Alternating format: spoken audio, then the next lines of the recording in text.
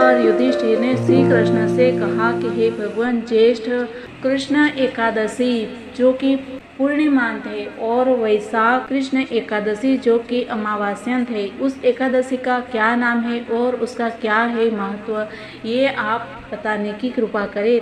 तब भगवान श्री कृष्ण जो कथा कहते हैं वो आपको बताने जा रहे हैं। तो इसके साथ ही नमस्कार मेरे सनातनी परिवार, हम हिंदुस्तानी चैनल पर आप सभी का बहुत बहुत स्वागत है।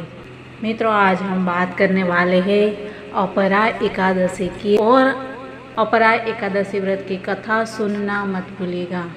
तो आइए सुनते हैं। मित्रों, इसके पहले आपने हम हिंदुस्तानी चैनल को सब्सक्राइब नहीं किया है तो सब्सक्राइब कर लीजिए और वीडियो को लाइक और शेयर भी कर दीजिएगा।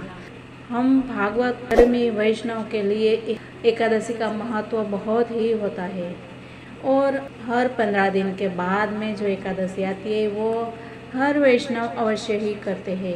मित्रों, ऐसे ही अमावस्या वैशाख कृष्ण एकादशी को अपरा एकादशी कहते हैं।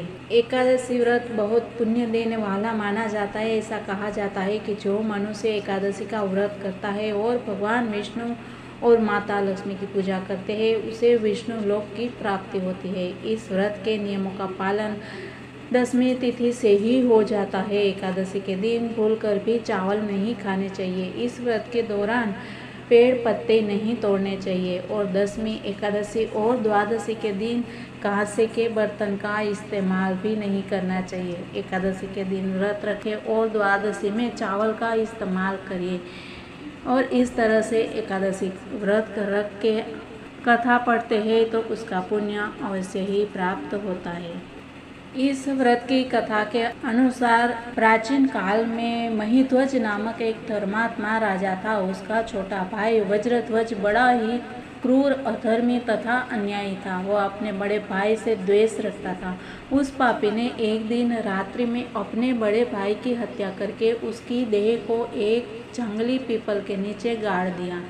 इस अकाल मृत्यु से राजा प्रेतात्मा के रूप में उसी पीपल पर रहने लगा और अनेक उत्पात करने लगा। एक दिन अचानक धौम्य नामक ऋषि उधर से गुजरे और उन्होंने प्रेत को देखा। तपोबल से उसके अतीत को उन्होंने जान लिया और अपने तपोबल से उत्पात का कारण भी समझ लिया। ऋषि ने प्रसन्न होकर उसे प्रेत को पीपल के पेड़ से उतारा तथा परलोक विद्या का उपदेश दिया।